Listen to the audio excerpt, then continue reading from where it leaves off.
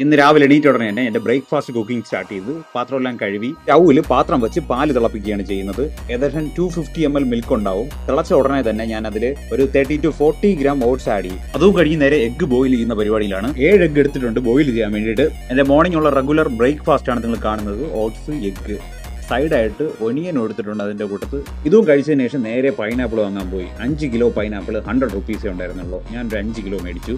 അതും കഴിഞ്ഞതിന് ശേഷം ഓൺലൈൻ ക്ലാസ് ഉണ്ടായിരുന്നു. ഓൺലൈൻ ക്ലാസ് എടുത്തതിന് ശേഷം എൻ്റെ ലഞ്ച് പ്രിപ്പയർ ചെയ്യാനുള്ള ടൈമായി. എയർ ഫ്രയറിലാണ് കുക്ക് ചെയ്യുന്നത് ചിക്കൻ. അതിൻ്റെ കൂടെ കഴിക്കാൻ വേണ്ടിയിട്ട് പൈനാപ്പിൾ ഞാൻ കട്ട് ചെയ്യാണ്.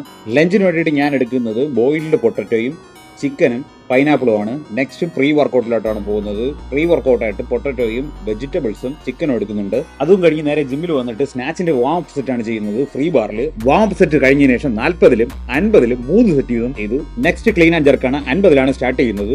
60 വരെ ചെയ്തു. സപ്പോർട്ടിംഗ് വർക്കൗട്ടായിട്ട് സ്ക്വാട്ടും ചെയ്ത് എന്റെ വർക്കൗട്ട് ഞാൻ ഫിനിഷ് ചെയ്തു.